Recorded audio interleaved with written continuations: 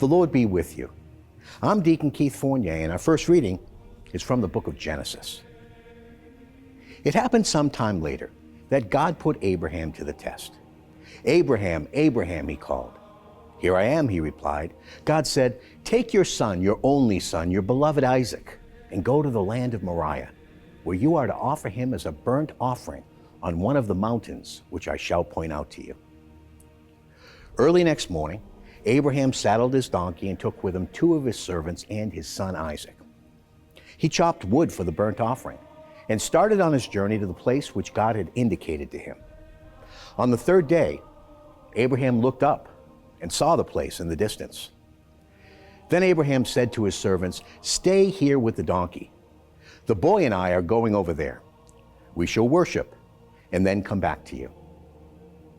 Abraham took the wood for the burnt offering, loaded it on Isaac, and carried in his own hands the fire and the knife.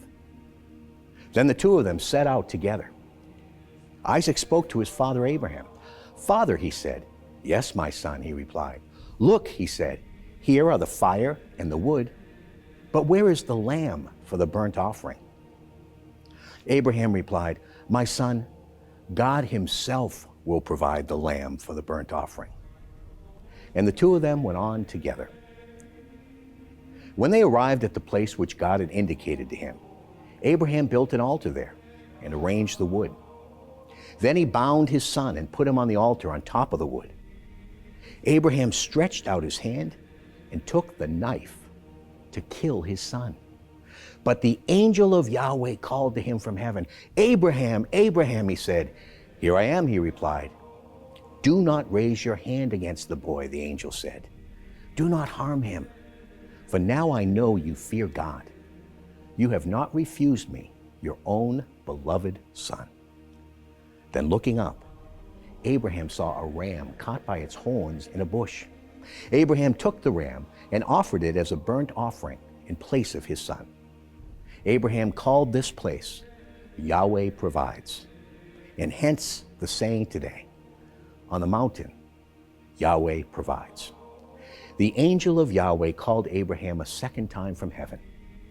"I swear by my own self," Yahweh declares, "that because you have done this, because you have not refused me, your own beloved son, I will shower blessings on you and make your descendants as numerous as the stars of heaven and the grains of sand on the seashore.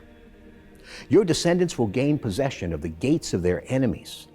All nations on earth will bless themselves by your descendants, because you have obeyed my command." Abraham went back to his servants, and together they set out for Beersheba, and Abraham settled in Beersheba. And our response? From Psalm 115. "Not to us, Yahweh, not to us, but to your name give the glory, for your faithful love and your constancy. Why should the nations ask, 'Where is their God?' Our God is in heaven.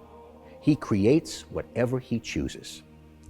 They have idols of silver and gold made by human hands. These have mouths but say nothing, have eyes but see nothing, have ears but hear nothing, have noses but smell nothing. Their makers will end up like them, and all who rely on them. House of Israel, rely on Yahweh. He is their help and their shield." A reading from the Holy Gospel according to St. Matthew. Jesus got back in the boat, crossed the water, and came to his hometown. And suddenly some people brought him a paralytic stretched out on a bed. Seeing their faith, Jesus said to the paralytic, "Take comfort, my child. Your sins are forgiven." And now some scribes said to themselves, "This man is being blasphemous." Knowing what was in their minds, Jesus said, "Why do you have such wicked thoughts in your hearts? Now which of these is easier to say, 'Your sins are forgiven,' or to say, 'Get up and walk'? But to prove to you that the Son of Man has authority on earth to forgive sins," then he said to the paralytic, "Get up, pick up your bed, and go off home." And the man got up and went home. A feeling of awe came over the crowd when they saw this, and they praised God for having given such authority to human beings. The Gospel of the Lord.